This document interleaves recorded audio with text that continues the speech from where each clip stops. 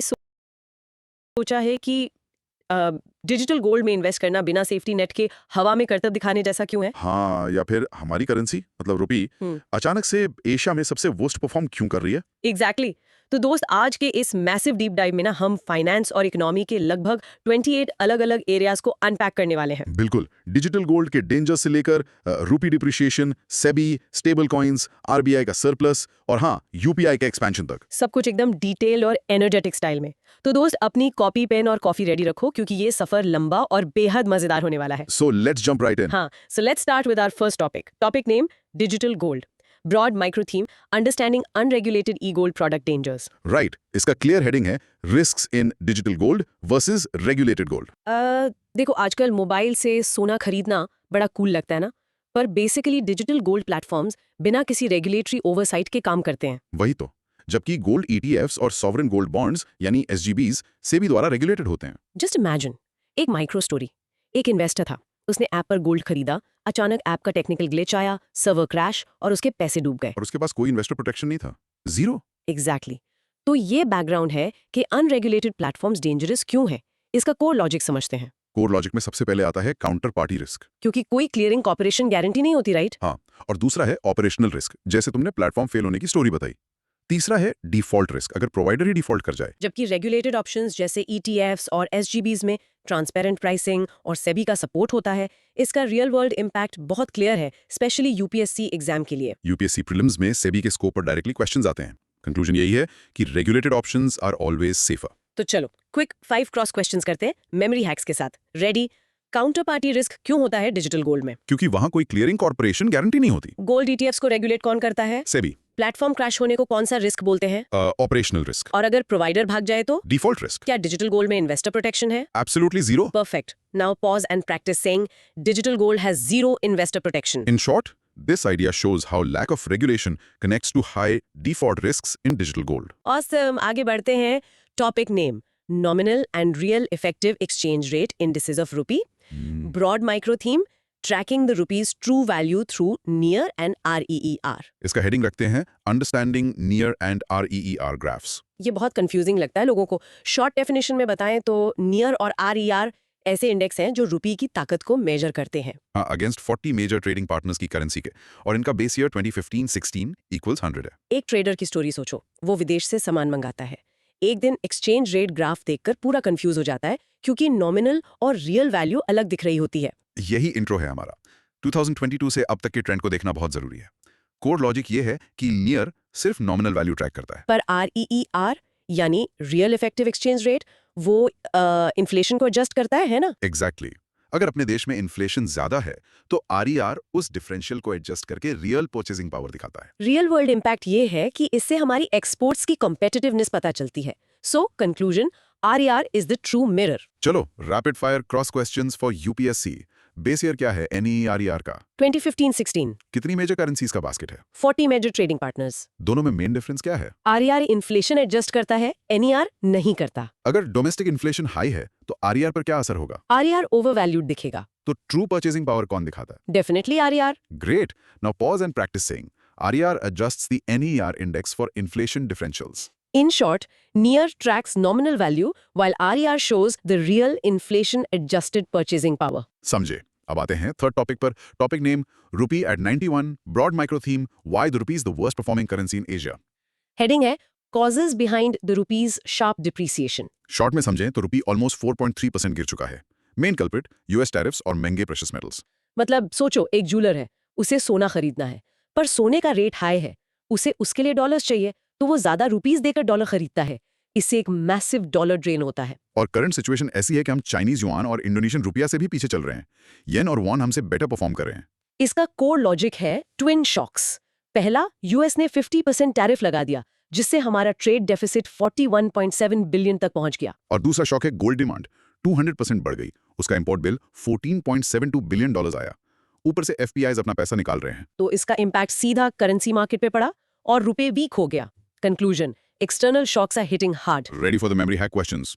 Twin shocks में पहला shock क्या था? यूएस के 50% टैरिफ्स। US टैरिफ से ट्रेड डेफिसिट कितना हुआ? Around 41.7 billion. और दूसरा शॉक? गोल्ड डिमांड में 200% स्पाइक। डॉलर ड्रेन कैसे होता है? जब गोल्ड इंपोर्ट करने के लिए मैसिव डॉलर्स खरीदे जाते हैं। एफबीआई का क्या रोल रहा? उन्होंने कैपिटल बाहर निकाल लिया, adding to the pressure. Now pause and practice saying high gold imports lead to a dollar drain. In short, US tariffs and gold spikes are draining dollars and weakening the rupee. सही बात। अब इस सब के बीच RBI क्या कर रहा है? Topic name RBI's changed approach. Broad micro theme, moving from active selling to a managed float policy. Heading RBI's strategy in handling the rupee's fall. Short definition ये है कि RBI अब aggressively डॉलर बेचने के बजाय थोड़ा कम इंटरवीन कर रहा है ताकि कमजोर रुपए से एक्सपोर्ट सस्ते हो सकें। ये बिल्कुल एक चेस गेम जैसा है दोस्त। आरबीआई अपनी चालें यानी रिजर्व एसेट्स बहुत सोच समझ कर चल रहा है। पहले आरबीआई का अप्रोच अलग था। वो इंस्टेंटली डॉलर्स बेचकर रुपी को डिफेंड करते थे, पर अब उन्होंने अपना तरीका बदला है। कोर लॉजिक है managed float policy. Balance of payments में आरबीआई अपने रिजर्व एसेट्स यूज करके एक कैलकुलेटेड गैम्बल खेल रहा है। हाँ, आरबीआई चाहता है कि अगर रुपी थोड़ा स्लाइड करे तो इंडियन गुड्स ग्लोबली सस्ते हो जाएंगे और लो इन्फ्लेशन के चलते REER ऑलरेडी गिर रहा है। इम्पैक्ट ये होगा कि एक्सपोर्ट कंपेटिटिवनेस वापस आएगी। Conclusion, RBI is prioritising export growth over rigid currency defence. Cross questions time. RBI अभी कौन सी पॉलिसी यूज कर रहा है? Managed float policy. RBI aggressively dollars क्यों नहीं बेच रहा?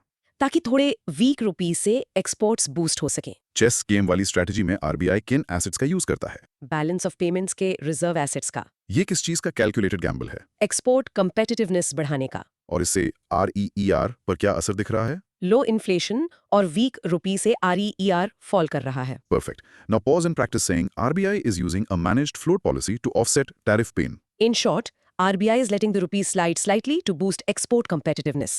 Cool ना? चलो आगे बढ़ते हैं। Topic name: Sovereign Gold Bonds and SEBI. Broad micro theme: Government-backed gold investment and market regulation. Clear? Heading: SGB's and SEBI's role in the commodities market. Definition: SGBs government की तरफ से RBI द्वारा issue किए गए debt securities हैं और SEBI in markets का statutory regulator है। एक स्मार्ट इन्वेस्टर की बात सोचो, उसे पता है डिजिटल गोल्ड में रिस्क है, फिजिकल गोल्ड इंपोर्ट देश के लिए बुरा है, तो वो SGBs खरीदता है ताकि कैपिटल गेन्स मिल सके और देश का BOP भी बचा रहे। पेपर गोल्ड का ये कॉन्सेप्ट बहुत जरूरी था। पहले लोग सिर्फ फिजिकल गोल्ड लेते थे, बट SGB से सेकेंडरी मार्केट में ट्रेड करना आसान हो गया। कोर लॉजिक में याद रखना, सेबी 1988 में एक नॉन स्टैट्यूटरी बॉडी था, फिर 1992 में उसे स्टैट्यूटरी स्टेटस मिला। और कमोडिटीज को क्लासिफाई करें तो मेटल्स और एनर्जी हार्ड कमोडिटीज होते हैं, जबकि एग्रीकल्चर सॉफ्ट कमोडिटीज होते हैं। इसका इम्पैक्ट सेफ डोमेस्टिक इन्वेस्टमेंट पर पड़ता है। Conclusion, regulated paper gold is the way to go. 5 memory hacks. SGBs कौन इशू करता है? आरबीआई गवर्नमेंट के बिहाफ पर। SGBs इक्विटी हैं या debt securities? They are debt securities. SEBI statutory body कब बना? 1992 में। गोल्ड और एनर्जी कैसी कमोडिटीज हैं? Hard commodities. और agriculture products? Soft commodities. Now pause and practice saying SGBs are debt securities issued by RBI on behalf of the government. In short, SGBs offer a regulated, paper-based way to invest in gold. Awesome. Topic name: Balance of Payments (BOP) and Exchange Rates. Broad micro theme. The ledger of India's global transactions. Heading: Decoding BOP, near and rear dynamically. Definition: BOP देश का वही खाता या laser है।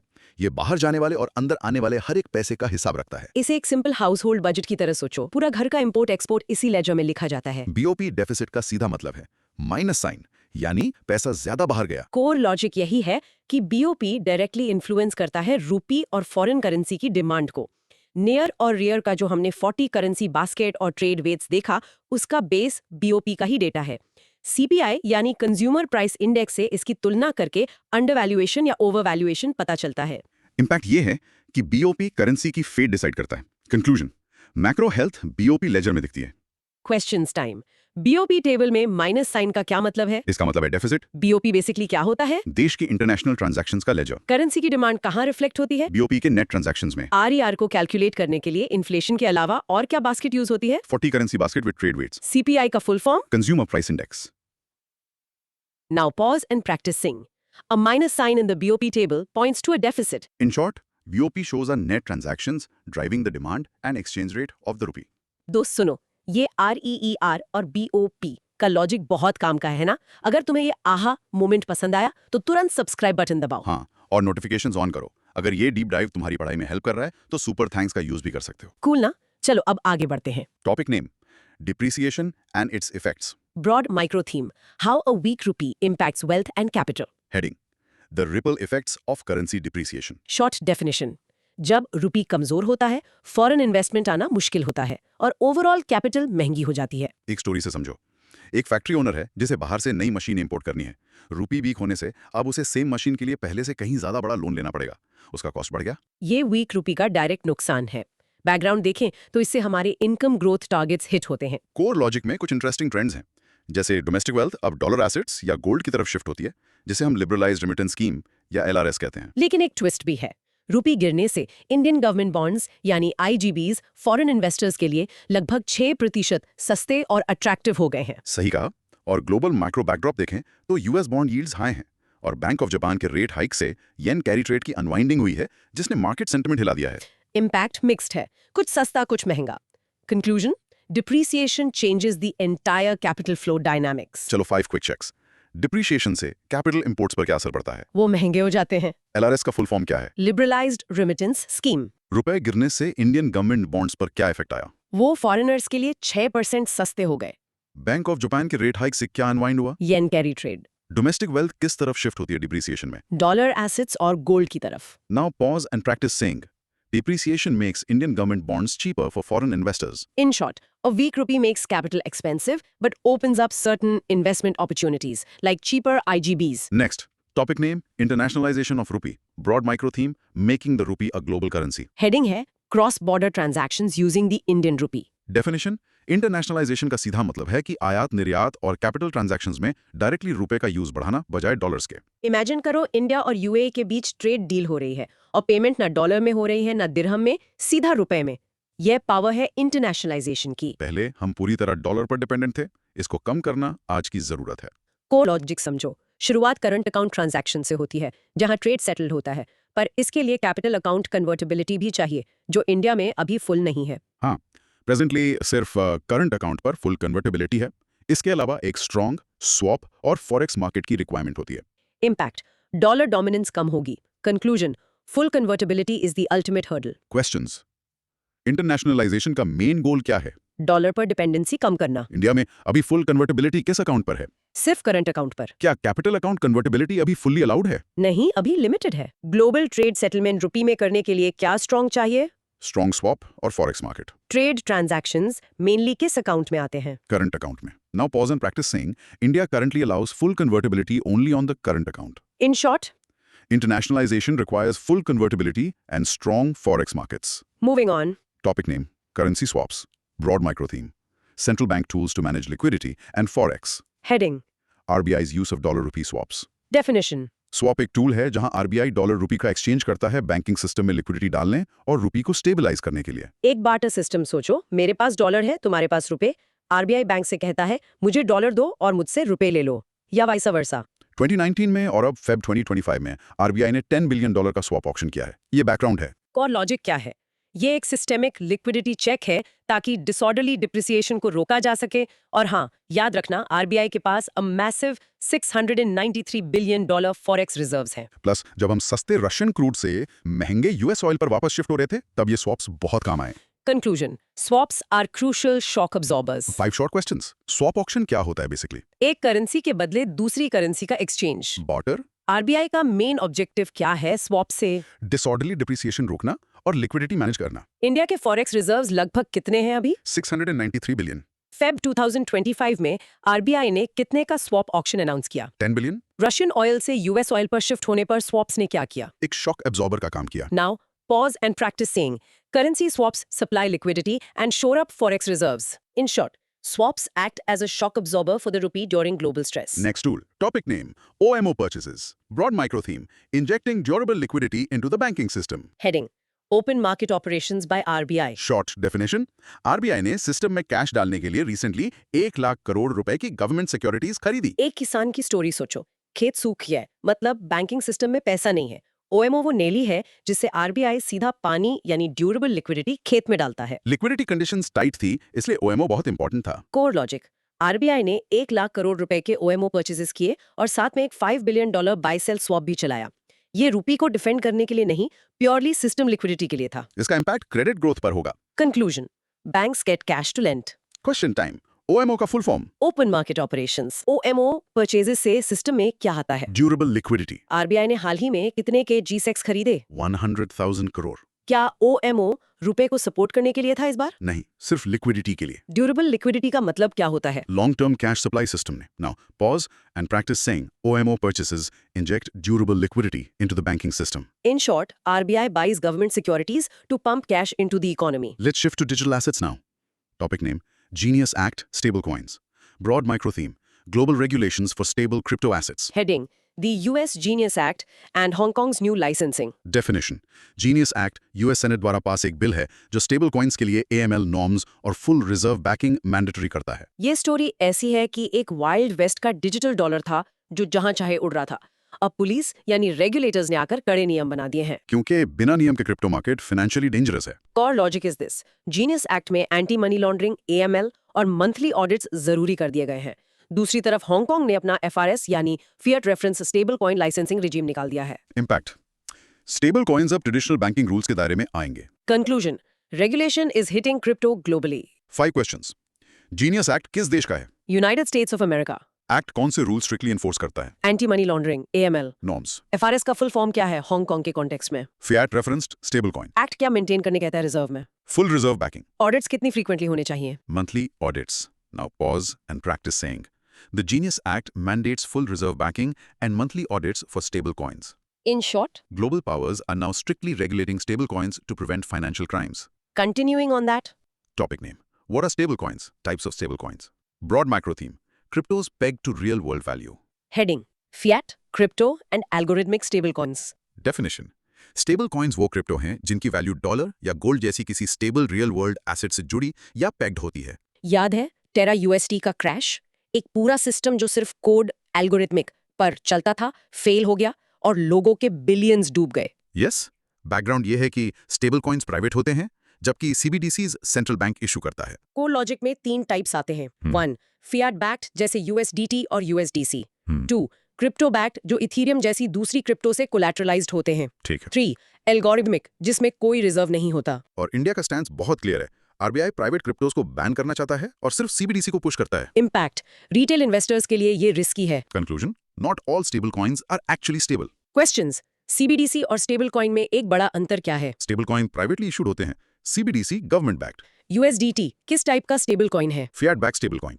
Algorithmic stable coin का कोई example जो fail हुआ? टेरा USD। Crypto backed stable coins collateral के लिए क्या यूज करते हैं? Other क्रिप्टोस like Ethereum. RBI stable coins को लेकर क्या स्टैंड रखता है? उन्हें बैन करना और CBDC प्रमोट करना चाहता है। अब देखते हैं इंडिया का crypto volume. Topic name: crypto transactions. Broad micro theme: India's crypto taxation and transaction volume. Heading: 51,000 crore crypto boom and TDS। Definition: 2024-25 में इंडिया में क्रिप्टो ट्रेड्स 51,000 करोड़ क्रॉस कर गए, जिस पर गवर्नमेंट 1% TDS लगाती है। एक छोटे ट्रेडर की कहानी देखो जो दिन भर वर्चुअल एसेट्स ट्रेड करता है और हर ट्रांजैक्शन पर उसका 1% TDS कट जाता है, भले ही वो प्रॉफिट में हो या लॉस में। ये टैक्सेशन आया क्यों? क्योंकि 2018 में RBI ने क्रिप्टो बैन किया था, जिसे 2020 में सुप्रीम कोर्ट ने पलट दिया, तो सरकार ने टैक्स लगा दिया। कोर लॉजिक: फाइनेंस एक्ट 2022 और 2025 के अंदर वर्चुअल डिजिटल एसेट्स या VDAs के ट्रांसफर पर 1% TDS लगता है। 51,000 करोड़ के वॉल्यूम से 511.8 करोड़ का TDS टैक्स कलेक्शन हुआ। साथ ही इस इकोसिस्टम का आधार माइनिंग और ब्लॉकचेन है। Impact: Government is monetizing the craze without making it legal tender. Conclusion: Heavy taxes to discourage but capitalize on the volume. Quick 5 questions. VDA का transfer कितना TDS attract करता है? 1% TDS. VDA का full form? Virtual Digital Assets. 2024-25 में total crypto volume कितना रहा? 51,000 crore. TDS collection कितना हुआ? 511.8 crore. इस सिस्टम के वैलिडेशन प्रोसेस को क्या कहते हैं? Mining. Now, pause and practice saying the transfer of virtual digital assets attracts a 1% TDS. In short, while not fully legalized, India heavily taxes its booming crypto transaction market. Tax revenue की बात चली तो non tax revenue भी देखते हैं। Topic name: RBI surplus. Broad micro theme: The record transfer of funds from RBI to the government. Heading: 2.69 lakh crore surplus transfer. Definition: RBI ने financial year 2024-25 के लिए सरकार को अपना अब तक का highest surplus 2.69 lakh crore transfer किया है। इसे एक गुल्लक की तरह सोचो। RBI अपनी सारी कमाई इस गुल्लक में डालता है, अपना खर्चा और इमरजेंसी रिजर्व निकालने के बाद बचा हुआ पूरा पैसा सरकार को थमा देता है। ये डिविडेंड नहीं है, क्योंकि RBI कोई कॉर्पोरेट कंपनी नहीं है, ये इकोनॉमिक कैपिटल फ्रेमवर्क का हिस्सा है। कोर लॉजिक: RBI की आमदनी के सोर्सेज हैं सिग्नरेज, फॉरेक्स अर्निंग्स और इंटरेस्ट। बिमल जलान कमेटी के हिसाब से आरबीआई को 4.5% से 7.5% का contingent risk buffer CRB maintain करना होता है। इस साल मैसिव डॉलर सेल से प्रॉफिट बहुत हाई था। Impact. Government gets a massive fiscal boost. Conclusion. RBI's operations directly fund the central budget. 5. Memory checks. CNA range क्या होता है? करेंसी प्रिंट करके इशू करने से आने वाला फायदा. सीआरबी का फुल फॉर्म क्या है? Contingent risk buffer. Bimal Jalan committee ने सीआरबी की रेंज क्या सेट की थी? 4.5% से 7.5%. आरबीआई गवर्नमेंट को डिविडेंड देता है या सरप्लस? Surplus क्योंकि RBI is not a company. इस साल का रिकॉर्ड सरप्लस ट्रांसफर अमाउंट कितना था? 2.69 lakh crore. Now pause and practice saying. RBI transfers a surplus, not a dividend, to the central government. In short, Strong forex sales and liquidity tools led to a record RBI surplus transfer. इतना पैसा RBI बनाता है तो RBI की history पता होनी चाहिए। Topic name: RBI, History and Functions. Broad micro theme. The origins and core duties of India's central bank. Heading: inside the reserve bank of India. Definition: RBI India का apex central bank है जिसकी स्थापना 1935 में हुई थी और 1949 में इसका नेशनलाइजेशन हुआ। ये सफर सोचो, अप्रैल 1, 1935 को आरबीआई कलकत्ता में स्टार्ट हुआ, फिर 1937 में अपना बोरिया बिस्तरा बांधकर मुंबई शिफ्ट हो गया। ये RBI एक्ट 1934 के अंदर बनाया गया था ब्रिटिश राज के वक्त। कोर लॉजिक में सबसे इंटरेस्टिंग फैक्ट, सेक्शन 48 के तहत आरबीआई को कोई इनकम टैक्स या वेल्थ टैक्स नहीं देना पड़ता। प्रियम्बल में साफ लिखा है कि आरबीआई का काम मॉनेटरी स्टेबिलिटी लाना और करेंसी सिस्टम ऑपरेट करना है। Impact: Sovereign control over money. Conclusion: RBI is a tax-exempt pillar of the economy. Cross questions time. RBI किस एक्ट के अंडर एस्टैब्लिश हुआ? RBI Act 1934. एस्टैब्लिश होने की एग्जैक्ट डेट? April 1, 1935. आरबीआई का nationalisation किस साल हुआ? 1949 में. सेक्शन 48 आरबीआई को किस चीज से छूट एग्जेम्पशन देता है? इनकम टैक्स और वेल्थ टैक्स है। शुरू में आरबीआई का हेडक्वार्टर कहाँ था? कोलकाता में. Now pause in practicing. RBI was fully nationalized in 1949. In short, RBI is the tax-exempt, nationalized apex institution managing India's monetary stability. Next. Topic name: Tax versus non-tax revenue. Broad micro theme: Understanding the government's income streams. Heading: Direct, indirect taxes versus non-tax sources. Definition: सरकार की आमदनी दो basic हिस्सों में बढ़ती है, tax जिसमें mandatory collection होता है और नॉन टैक्स जिसमें फीस और प्रॉफिट्स आते हैं। एक नॉर्मल घर का बजट सोचो, जो पक्की सैलरी आती है वो टैक्स समझ लो, और जो साइड में प्रॉपर्टी रेंट या इंटरेस्ट आता है वो नॉन टैक्स रेवेन्यू है। हर साल का बजट इन्हीं दो पिलर्स पर बनता है। कोर लॉजिक क्लियर है। डायरेक्ट टैक्सेस में इनकम और कॉर्पोरेट टैक्स आते हैं, इनडायरेक्ट टैक्सेस में जीएसटी और कस्टम्स आते हैं, लेकिन नॉन टैक्स रेवेन्यू में क्या आता है? Fees, fines, state owned enterprises के प्रॉफिट्स, रॉयल्टीज, फॉरेन एड और grants. Impact: Balances the budget gap. Conclusion: Not all government money comes from our pockets as tax. Let's do 5 questions. Foreign add किस प्रकार का revenue है? Non-tax revenue. GST और customs क्या है? Indirect taxes. State owned enterprises के profits कहाँ गिने जाते हैं? Non-tax revenue में. कॉर्पोरेट टैक्स किस कैटेगरी में आता है? Direct tax में. रॉयल्टीज क्या है? टैक्स या non tax? Non-tax revenue. Now pause and practice saying profits from state-owned enterprises are non-tax revenues. In short, tax revenue is mandatory extraction, while non-tax comes from services, fines and asset returns. Alright, economy में demand लाने का time. Topic name: Expansionary monetary policy. Broad micro theme: Boosting growth through lower interest rates. Heading: RBI's repo rate and CRR cuts. Definition: RBI ने interest rates और reserve ratios कम कर दिए हैं ताकि banks ज्यादा लोन दे सकें और इकोनॉमी में डिमांड बढ़े। इसे एक्सपेंशनरी पॉलिसी कहते हैं। सोचो, कार लोन सस्ता हो गया, अचानक से सभी शोरूम्स में भीड़ बढ़ गई क्योंकि ईएमआईज कम आएंगी। यही आरबीआई का मकसद है। ऐसा करना पड़ा क्योंकि प्राइवेट इन्वेस्टमेंट थोड़ा धीमा चल रहा था। हमारा जीडीपी ग्रोथ 6.5% पर है और इन्फ्लेशन 3% पर कंट्रोल्ड है, पर क्रेडिट ग्रोथ 9% के 3 ईयर लो पर आ गया था और अनएम्प्लॉयमेंट 5.6% हो गई। तो कोर लॉजिक ये निकला, आरबीआई ने रेपो रेट को 5.5% पर ला दिया, साथ ही सीआरआर यानी कैश रिजर्व रेशियो को 100 बीपीएस कट कर दिया ताकि बैंक्स की फंडिंग कॉस्ट कम हो।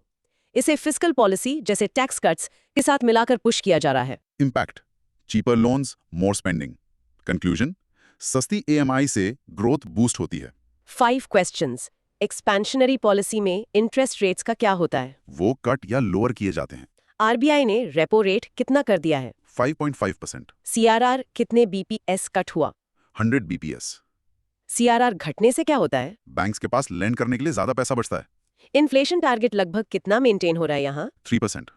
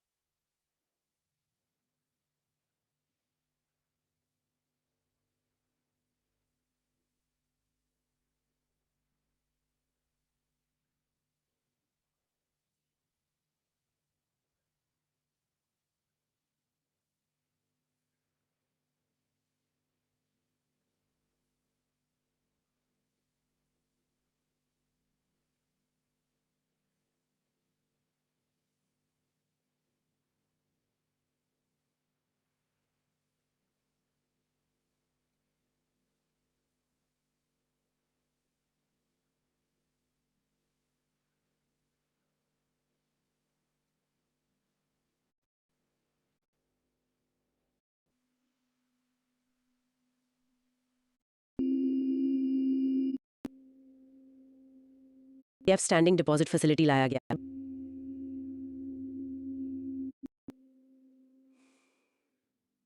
डेफिनेशन 6 मेंबर्स वाली एमपीसी रेपो रेट तय करती है और आरबीआई रेट इंस्ट्रूमेंट यूज करता है। एक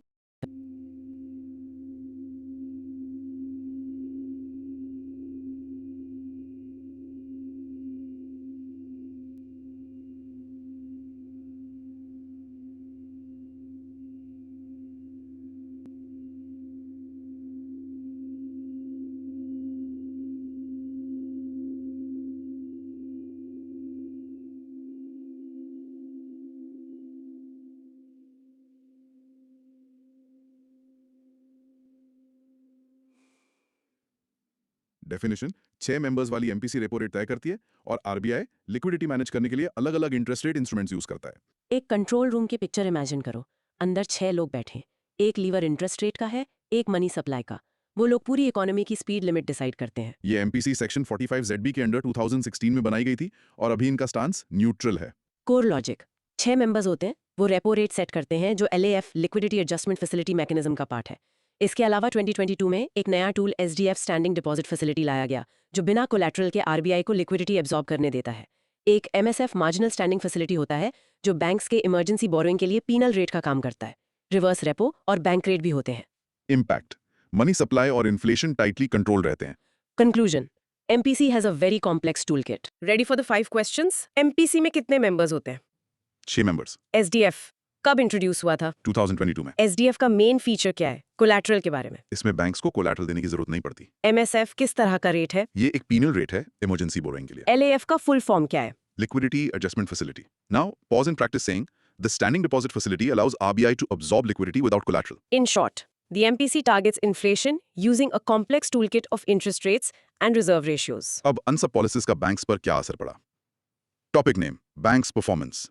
broad micro theme the robust financial health of Indian banks. Heading: Rising capital buffers and falling NPAs. Definition Indian banks का CRAR बढ़ गया है और NPAs जो बैड लोन्स होते हैं बहुत ज्यादा गिर गए हैं, मेकिंग देम फाइनेंशियली रोबस्ट। सोचो एक बहुत बीमार बैंक था। 2025 में डॉक्टर RBI ने उसे AQR एसेट क्वालिटी रिव्यू नाम की कड़वी दवा दी। आज वो बैंक जिम में बेंच प्रेस कर रहा है, एकदम फिट। बैकग्राउंड यही है कि 2015-2018 के एनपीए क्राइसिस को साफ करना बहुत जरूरी था। कोर लॉजिक देखो, स्ट्रिक्ट मेडिसिन थी, prompt corrective action PCA framework. नतीजा, बैंक्स का कैपिटल एडिक्वेसी रेशियो 17.5% हो गया है। CET1 कैपिटल 14.73% है। सबसे बेस्ट, ग्रॉस NPAs गिरकर 2.3% आ गए हैं और नेट NPAs बस 0.5% है। रिटर्न ऑन एसेट्स 1.37% और रिटर्न ऑन इक्विटी 14% तक पहुंच चुका है। Impact strong banks lend more confidently. Conclusion cleanup was hard but highly successful. Let's do the 5 memory checks. PCA का फुल फॉर्म क्या है? Prompt corrective action AQR किस साल शुरू हुआ था? 2015 में GNPA कितने % पर आ गया है? 2.3%, NPA कितना है अभी? 0.5%, बैंक की टोटल कैपिटल हेल्थ बताने वाला रेशियो कौन सा है? CRAR. Now pause and practice saying the prompt corrective action framework monitors the financial health of banks. In short, strict RBI measures like AQR and PCA have significantly cleaned up bank balance sheets. Topic name unclaimed assets portal and master directions. Broad micro theme simplifying compliance and claiming lost money. Heading: Unified Portal and 244 Master Directions. Definition RBI और ministry of finance ने भूल गए assets के लिए एक portal बनाया है और बैंक्स के रूल बुक्स को छोटा करके 244 मास्टर डायरेक्शंस मिला दिया है। एक बुजुर्ग अंकल हैं जिन्हें अचानक ऑनलाइन चेक करके पता चलता है कि उनकी बरसों पुरानी पेंशन का पैसा बैंक में अनक्लेम्ड पड़ा था। पोर्टल ने उनकी सेविंग ढूंढ ली। ये सब आपकी पूंजी आपका अधिकार कैंपेन के अंडर शुरू हुआ क्योंकि बहुत पैसा लावारिस पड़ा था। कोर लॉजिक एक सिंगल यूनिफाइड पोर्टल है फॉर बैंक डिपॉजिट्स, पेंशंस और शेयर्स। दूसरी साइड पर आरबीआई ने लगभग 3,500 पुराने सर्कुलर्स को कूड़े में डालकर सिर्फ 244 कंसोलिडेटेड मास्टर डायरेक्शंस इशू किए हैं जो 11 रेगुलेटेड एंटिटीज के कंप्लायंस को आसान बनाते हैं। Impact Red Tape ends and citizens get money back. Conclusion Massive cleanup and regulations. Questions time. Unified portal किसके लिए बनाया गया है? अनक्लेम्ड बैंक डिपॉजिट्स, पेंशंस और शेयर्स के लिए। कैंपेन का नाम क्या था? आपकी पूंजी आपका अधिकार। आरबीआई ने कितने कंसोलिडेटेड मास्टर डायरेक्शंस इशू किए हैं? 244. कितने पुराने सर्कुलर्स को रिप्लेस किया गया? Around 3,500 old circular. ये रूल्स कितनी रेगुलेटेड एंटिटीज पर लागू होते हैं? 11 regulated entities. Now pause and practice saying the unified portal helps retail investors claim unclaimed deposits and shares. In short, RBI is heavily streamlining regulations and helping citizens recover lost assets. Next is consumer protection. Topic name: RBI norms for digital banking and PSOs. Broad micro theme: securing the digital payment ecosystem. Heading: Customer consent and SRO for payment operators. Definition: banks अब digital services के लिए बिना पूछे debit card नहीं चिपका सकते, उन्हें explicit consent चाहिए। और पीएसओस को अब एसआरओ का दर्जा मिल गया है। पहले लोग परेशान थे, अकाउंट खोलो और साथ में बैंक बिना बताए मोबाइल बैंकिंग और डेबिट कार्ड फोर्स कर देते थे। अब ऐसा करना मना है। Consent is everything. क्योंकि फ्रॉड केसेस बढ़ गए थे। कोर लॉजिक: डीपीएसएस गाइडलाइंस जो payment and settlement systems PSS act 2007 के अंडर आती हैं, उसके मुताबिक कस्टमर कंसेंट एक्सप्लिसिट होनी चाहिए। केवाईसी एसएमएस अलर्ट जरूरी है और ट्रांजैक्शंस की लिमिट्स कस्टमर डिसाइड कर सकता है। साथ ही पेमेंट सिस्टम ऑपरेटर्स अब सेल्फ रेगुलेटेड ऑर्गेनाइजेशंस के रूप में रिकॉग्नाइज्ड होंगे। इम्पैक्ट: कस्टमर कंट्रोल बढ़ेगा। Conclusion: digital banking gets safer. Cross questions: PSOs का फुल फॉर्म क्या है? Payment system operators. एसआरओ का फुल फॉर्म बताओ। Self regulated organisations. PSS act किस साल का है? 2007 का। डिजिटल चैनल्स के लिए बैंक्स को अब क्या चाहिए? Explicit customer consent. फ्रॉड रोकने के लिए मैंडेटरी अलर्ट्स कौन से हैं? KYC SMS alerts. Now pause and practice saying banks must obtain explicit customer consent for digital banking services. In short, RBI is putting control back in the hands of the customer for all digital banking services. Digital fraud से बचे तो gold loan market पर आते हैं। Topic name: gold loan rules. Broad micro theme: harmonising lending practices against gold. Heading: strict new norms for gold loans by RBI। Definition: fast growing gold loan market की गड़बड़ियों को रोकने के लिए RBI ने LTV और वैल्यूएशन के नए स्ट्रिक्ट रूल्स बनाए हैं। सोचो, एक आदमी ने अपनी चेन पर लोन लिया कंजम्पशन के लिए। अगले हफ्ते उसी चेन पर इनकम जनरेशन वाला लोन ले लिया। RBI ने बोला बस, एक सोने पर एक वक्त में एक ही लोन। पिछले टाइम में गोल्ड लोन पोर्टफोलियो 50% ग्रो हुआ था, जिससे काफी लेंडिंग इरेगुलरिटीज सामने आई थी। कोर लॉजिक समझते हैं। Loan to value limit LTV strictly 75% तय की गई है। सोने की वैल्यूएशन सिर्फ 22 कैरेट प्राइस पर बेस होगी। सबसे बड़ी बात, कंकरेंट लोन्स पूरी तरह प्रोहिबिटेड हैं। नया लोन लेने से पहले पुराना क्लियर करना होगा, और अगर लोन चुकाने के बाद NBFC तुम्हारा कोलैटरल रिटर्न करने में देरी करता है तो 5,000 रुपए पर डे कॉम्पेंसेशन देना पड़ेगा। इम्पैक्ट: NBFCs के कंप्लायंस कॉस्ट बढ़ेंगे। Conclusion: stronger safety for borrowers, tighter operations for lenders. 5 quick questions. Gold loan का LTV लिमिट क्या है अब? 75%। वैल्यूएशन किस प्योरिटी पर तय की जाएगी? 22 कैरेट वैल्यूएशन पर। क्या एक ही एसेट पर कंकरेंट लोन्स ले सकते हैं? नहीं, टोटली प्रोहिबिटेड। कोलैटरल रिटर्न में डिले करने पर हर्जाना कितना है? 5,000 रुपीज पर डे। ये रूल्स ज्यादातर किन इंस्टीट्यूशंस को अफेक्ट करेंगे? Narration are now prohibited. In short, RBI's new rules protect borrowers while tightening the operational freedom of NBFCs. Next. Topic name: Post offices, digital payments, and bank mitras. Broad micro theme: rural connectivity through India Post and BCs. Heading: Speed Post, UPI, and bank mitra commissions. Definition: India post अब speed post में UPI collect mechanism use कर रहा है, और rural areas में bank मित्रा अपने stagnant commission बढ़ाने की डिमांड कर रहे हैं। एक गांव के डाकी की स्टोरी। पहले वो मनी ऑर्डर या कैश लेने आता था, आज वो सीधा पार्सल बुक करता है और QR कोड दिखाकर UPI पेमेंट एक्सेप्ट करता है। ये पोस्ट ऑफिसेज का बहुत बड़ा डिजिटलाइजेशन शिफ्ट है। उन्होंने पुराने रजिस्टर्ड पोस्ट को कंप्लीटली बंद कर दिया है। कोर लॉजिक: एक APT सिस्टम यानी एडवांस्ड पोस्टल टेक्नोलॉजी लाया गया है, जिससे लगभग 86,000 पोस्ट ऑफिसेज में UPI चालू हो गया है। दूसरी ओर बैंक मित्राज हैं जो बिजनेस कॉरेस्पॉन्डेंट्स होते हैं और PMJDY स्कीम्स ग्राउंड पर चलाते हैं। उनकी प्रॉब्लम यह है कि 2014 से उनका रेम्यूनरेशन या कमीशन रिवाइज नहीं हुआ है। Impact: Rural banking is digital, but field workers need better pay. Conclusion: Inclusion relies heavily on underpaid middlemen. Questions time. Bank Mitra किस बड़ी योजना के लिए अहम है? PMJDY, प्रधानमंत्री जनधन योजना। APT सिस्टम का full form? Advanced postal technology.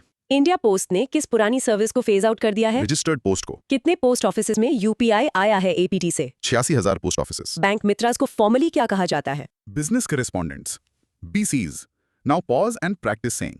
Business correspondents act as intermediaries in unbanked areas. In short, grassroots banking and postal services are rapidly digitizing but face ground-level operational challenges. Grassroots के आगे topic name: Small Finance Bank.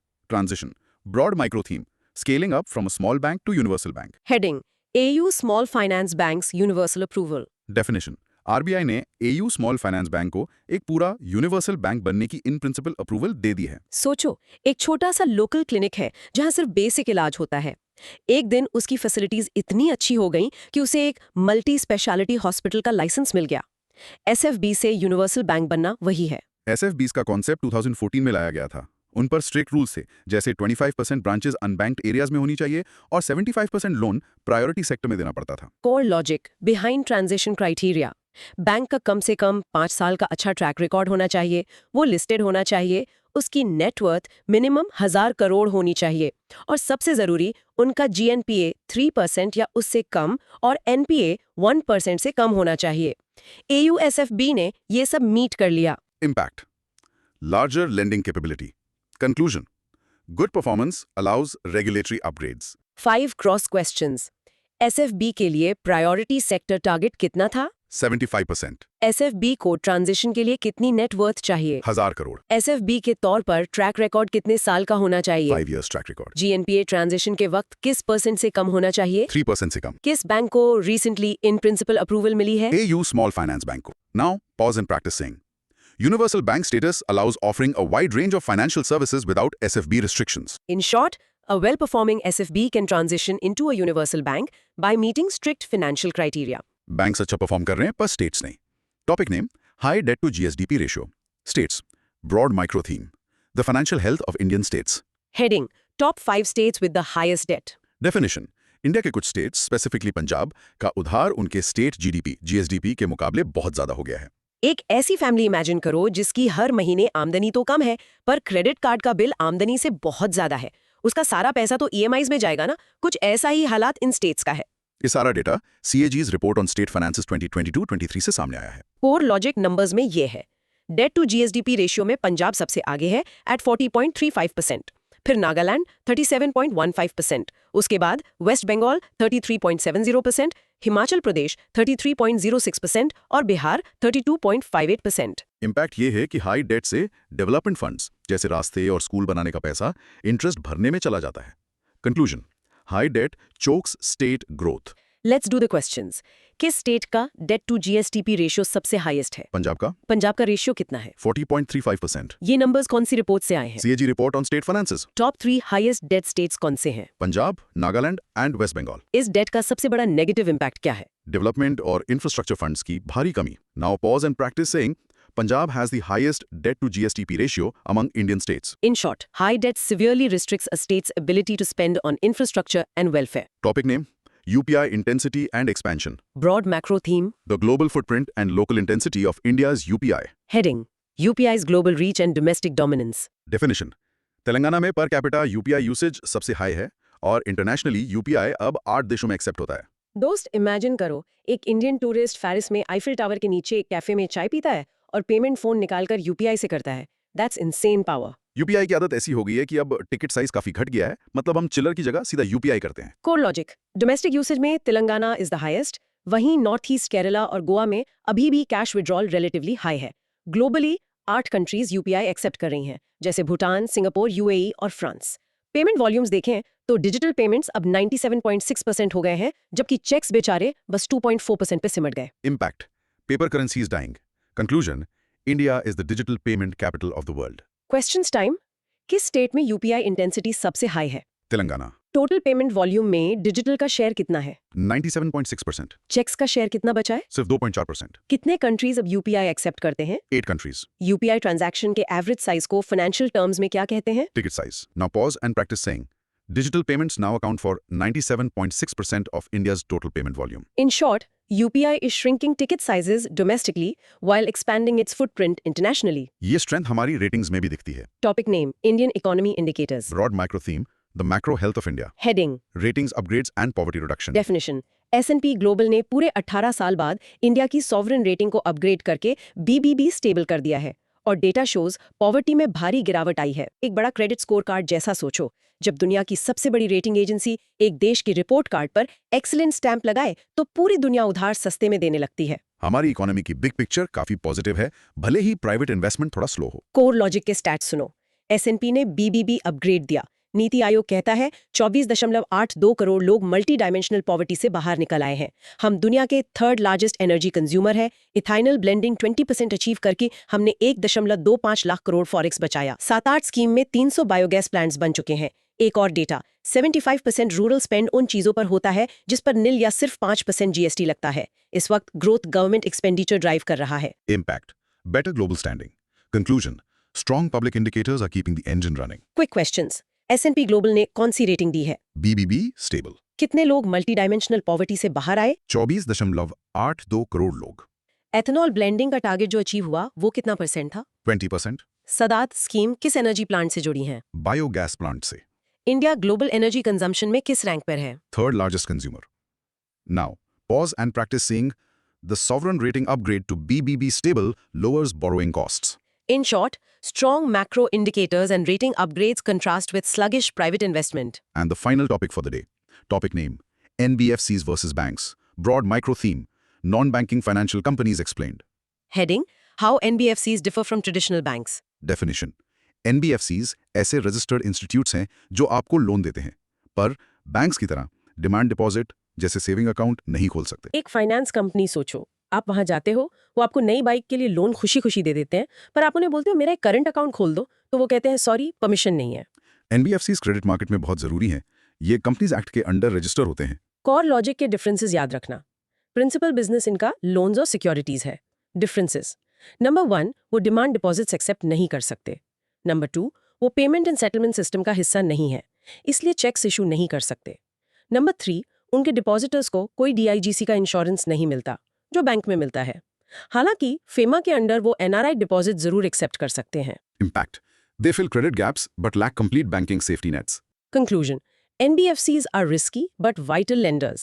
Last set of questions. क्या NBFCs checks issue कर सकती हैं? नहीं, क्या NBFCs demand deposits accept कर सकती हैं? बिल्कुल नहीं, क्या उन्हें डिपॉजिट इंश्योरेंस DICGC मिलता है? नहीं मिलता। NBFCs लीगली किस एक्ट के अंडर रजिस्टर होते हैं? Companies act. क्या NBFCs किसी कंडीशन में NRI डिपॉजिट्स ले सकते हैं? हाँ, under FEMA guidelines. Now pause and practice saying NBFCs cannot accept demand deposits and are not part of the payment settlement system. In short, NBFCs provide critical credit but lack the full suite of banking safety nets like DICGC. Wow, हमने सारे 28 topics successfully cover कर लिए हैं। Yes, phew, that was an epic deep dive. दोस्त, एक बार सारे major points का bullet recap करते हैं। आज हमने देखा कि कैसे डिजिटल गोल्ड के लैक ऑफ रेगुलेशन से बचकर हमें सेफ SGBs और ETFs की तरफ जाना चाहिए। और हमने डिस्कस किया कि RBI कैसे अपनी एक्सपेंशनरी पॉलिसी, रेपो कट्स और स्वैप्स यूज करके रूपी और ग्रोथ को बैलेंस कर रहा है, भले ही अब वो एग्रेसिवली डॉलर्स ना बेचकर मैनेज्ड फ्लोट यूज कर रहे हैं। बिल्कुल। साथ ही बैंक NPAs ड्रास्टिकली गिरे हैं PCA और AQR के लगने से। दुनिया US जीनियस एक्ट लाकर स्टेबल कॉइन्स को रेगुलेट कर रही है। इंडिया में UPI का ग्लोबल डंका बज रहा है, जबकि दूसरी तरफ पंजाब जैसे स्टेट्स अपने डेट लेवल से स्ट्रगल कर रहे हैं। एग्जैक्टली। डॉट कनेक्ट करके देखो तो पूरी इकोनॉमी एक इकोसिस्टम है। जाते जाते दोस्त एक प्रोवोकेटिव क्वेश्चन छोड़कर जाते हैं। तुम खुद सोचो, आज हम कैश से UPI पर गए, पर कल अगर दुनिया भर की सेंट्रल बैंक्स अपने रिटेल CBDCs और fully regulated stable coins main stream में ले आएं, जहां पब्लिक सीधा सेंट्रल बैंक से कनेक्ट हो सकती है, तो क्या आज के कन्वेंशनल रिटेल बैंक्स का आर्किटेक्चर बचेगा या फिर ट्रेडिशनल बैंकिंग कंप्लीटली वैनिश हो जाएगी? इस बारे में खुद जरूर सोचना और रिसर्च करना। ये वक्त सोचने का है। मिलते हैं अगले डिटेल्ड डिस्कशन में। क्या आपको पता है इंडियन हाउस होल्ड्स के पास लगभग 25,000 टन्स गोल्ड है। That is worth $2.4 trillion, basically 55% of India's GDP। Crazy, right? हाँ, it is completely mind-blowing. Welcome to our deep dive into the latest economic data, where we decode everything from macro indicators to export missions. Exactly. और हमारा learning map आज बहुत packed है।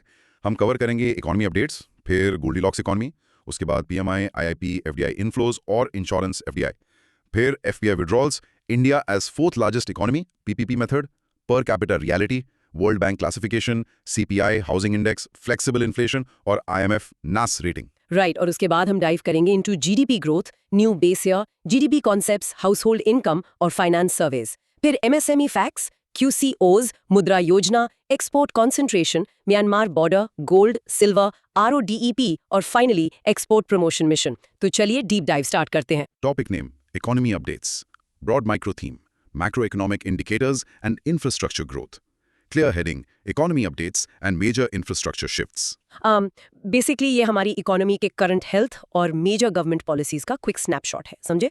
जैसे एक student का report card होता है, वैसे ही ये कंट्री का रिपोर्ट कार्ड है। राइट। इंट्रो में देखें तो डेट टू जीडीपी रेशियो लगभग 81% हो गया। बैकग्राउंड ये है कि इकोनॉमिक सर्वे 2024-25 हाईलाइट करता है rising corporate profits at a 15-year high, पर रियल वेजेस स्टैग्नेंट हैं, widening income inequality. Core logic पर आते हैं। R&D एक्सपेंडिचर सिर्फ 0.64% ऑफ जीडीपी है, जहां government funding dominates. Startups expanded to over 2 lakh. ONDC 2022 में लॉन्च हुआ, प्रोसेस्ड ओवर 326 मिलियन ऑर्डर्स, और ये ओपन सोर्स नेटवर्क है। PM गति शक्ति प्राइवेट सेक्टर के लिए ओपन हुआ। मैरिटाइम रूट्स 95% वॉल्यूम हैंडल करते हैं, और इंडियन पोर्ट्स एक्ट 2025 ने कॉलोनियल फ्रेमवर्क रिप्लेस किया। Oil fields amendment act 2025 reduced investor risk. Real world impact is that infra reforms India की ग्लोबल स्टैंडिंग बूस्ट करते हैं। कंक्लूजन ये है कि this is a massive transition phase. Let us do a quick memory check. पहला, FRBM target क्या था? 60%, but actual 81% है, याद रखना। दूसरा, ONDC क्लोज्ड मार्केट प्लेस है क्या? नो दोस्त, ONDC ओपन सोर्स नेटवर्क है। तीसरा, R&D में इंडिया कितना जीडीपी स्पेंड करता है? Only 0.64% of GDP. चौथा, मैरिटाइम ट्रेड का वॉल्यूम कितना है? Nearly 95% by volume. और पांचवा, ऑयल फील्ड्स अमेंडमेंट एक्ट 2025 का मेन फोकस क्या है? Reduced investor risk, simple. Now pause and practice saying the FRBM target and actual debt to GDP ratio. In short, economy is seeing high corporate profits, but debt and low R&D remain challenges. Topic name, Goldilocks economy. Broad micro theme, the ideal economic state. Clear heading, Goldilocks economy. ये basically एक ऐसी economy है जो ना too hot है ना too cold, but just right. Cool ना? जैसे कॉफी का perfect temperature, ना जीभ जले ना ठंडी लगे। इंट्रो में ये टर्म एक आइडियल इकोनॉमिक रेफर करता है। Background, it represents ultimate economic harmony. Core logic इसमें फुल एम्प्लॉयमेंट, इकोनॉमिक स्टेबिलिटी और स्टेडी ग्रोथ होती है विदाउट मेजर एक्सपेंशन और contraction. Real world impact is growth is sufficient to avoid recession but not excessive to trigger inflation. Conclusion is balanced relationship between growth, employment और inflation maintain होती है। Rapid fire time. Goldilocks economy too hot होती है क्या? No, it is just right. Inflation का क्या status होता है इसमें? Not excessive, so no high inflation. Recession होता है क्या? Growth is sufficient to avoid recession, याद रखना। Employment level क्या रहता है? फुल एम्प्लॉयमेंट होता है दोस्त। क्या इसमें extreme expansion होता है? नो मेजर एक्सपेंशन और contraction. Now pause and practice saying Goldilocks economy means just right. In short, a balanced economy with steady growth and no extreme inflation or recession. Topic name, PMI. Broad micro theme, leading economic indicator. Clear heading, Purchasing Managers Index or PMI. PMI एक monthly indicator है जो economy की health का early insight देता है, समझे? जैसे weather forecast बारिश से पहले आती है, वैसे ही ऑफिशियल जीडीपी आने से पहले PMI। Intro is HSBC India Manufacturing PMI fell to 56.6 in November. Background is ये 0-100 स्केल पर मेजर होता है, जहां over 50 एक्सपेंशन और under 50 कॉन्ट्रैक्शन है। कोर लॉजिक ये है कि it is a leading indicator. Weightages ध्यान से सुनो। New orders 30%, output 25%, employment 20%, supplier delivery times 15%, जो इन्वर्टेड है क्योंकि longer wait times higher demand signal करते हैं, और inventories 10%। Real world impact is investors early trend catch करते हैं। Conclusion is it is crucial for predicting economic trajectory. Memory check, PMI का reading over 50 क्या इंडिकेट करता है? एक्सपेंशन दोस्त। हाईएस्ट वेटेज किसका है? न्यू ऑर्डर्स का exactly 30%, supply delivery times inverted क्यों है? क्योंकि longer wait times often higher demand signal करते हैं। PMI लीडिंग है या lagging indicator? It is a leading indicator. Lowest weightage किस एरिया का है? इन्वेंट्रीज का एट 10%, याद रखना। Now pause and practice saying the 5 PMI survey areas and their weightages. In short, PMI gives early insight into economic health using a 0 to 100 scale. Topic name, IIP. Broad micro theme, Industrial Production Measurement. Clear heading, Index of Industrial Production or IIP. IIP measure करता है कि industrial activity कितनी fast grow कर रही है। Basically factory output, जैसे एक factory का डेली प्रोडक्शन लॉगबुक। इंट्रो में industrial activity first half of financial year में स्लोएस्ट इन 5 years रही। बैकग्राउंड ये है कि release by NSO under most fee monthly with 6 week lag. Core logic features base year 2011-12। 3 main sectors हैं। Manufacturing 77.63%, mining 14.37% और electricity 7.99%. 8 core industries constitute 40.27% weight. Decreasing order is refinery products, highest, electricity, steel, coal, crude oil, natural gas, cement and fertilizers, lowest. Real world impact is core sector slow होने से economy slow दिखती है. Conclusion, Manufacturing is the backbone. Let us test this. IIP कौन release करता है? NSO under Mosby दोस्त. Highest weightage किस sector का है? Manufacturing at 77.63%. 8 कोर इंडस्ट्रीज में हाईएस्ट वेट किसका है? Refinery products याद रखना. लोएस्ट वेट इन 8 कोर इंडस्ट्रीज. Fertilizers. IIP का करंट बेस ईयर क्या है? 2011-12 है. Now pause and practice saying the decreasing order of the 8 core industries. In short, IIP tracks industrial output where manufacturing and refinery products hold the highest weights. Topic name net FDI inflow, broad micro theme, foreign direct investment trends. Clear heading, declining net FDI inflow. FDI gross कितना आया और net कितना बचा economy में, उसका difference समझें. जैसे आपकी ग्रॉस सैलरी 1 लाख है, पर एक्सपेंसेस के बाद नेट सेविंग्स सिर्फ 50,000. इंट्रो RBI के हिसाब से ग्रॉस FDI इनफ्लो $81 बिलियन था, पर नेट FDI सिर्फ $353 मिलियन था. Background is gross FDI to GDP ratio dropped to 2.1% and net FDI to GDP is nearly zero. Core logic gap is due to rise in outward FDI, यानी OFDI, or disinvestment. OFDI is going to tax havens like Singapore and Mauritius. Private equity and venture capital dominate mostly in brownfield FDI targeting existing firms. Greenfield FDI decline हुआ है. Real world impact is domestic investment boost नहीं हो रहा. Conclusion is gross numbers अच्छे हैं पर net capital flight हो रही है. Quick questions. Gross FDI कितना आया? $81 billion, but net सिर्फ $353 million. ये huge gap क्यों है? Due to OFDI and disinvestment दोस्त. OFDI किन countries में जा रहा है mostly? Singapore, Mauritius, UAE जैसी low tax jurisdictions. P and VC क्या dominate करते हैं? Brownfield FDI यानी existing firms में invest करना. Greenfield FDI का trend क्या है? वो decline कर रहा है, याद रखना. Now pause and practice saying the difference between brownfield and greenfield FDI. In short, high gross FDI hides the fact that net FDI is near zero due to massive outward flows. Wait a second दोस्त, अगर आपको ये deep dive समझ आ रहा है और आपके UPSC concepts clear हो रहे हैं तो एक सेकंड पॉज करें, सब्सक्राइब बटन को हिट करें, लाइक करें और नोटिफिकेशंस इनेबल करें. सुपर थैंक्स यूज करके हमें सपोर्ट करें ताकि हम और ऐसी हाई एनर्जी लेक्चर्स लाते रहें. कूल ना? चलो back to the topic. Moving on to our next major shift. Topic name 100% FDI in insurance, broad micro theme, insurance sector liberalization. Clear heading, 100% FDI in insurance sector. Insurance sector में अब foreign companies 100% invest कर सकती हैं without any domestic partner. जैसे global brand अब locally अपना store खुद 100% own कर सकता है. Intro.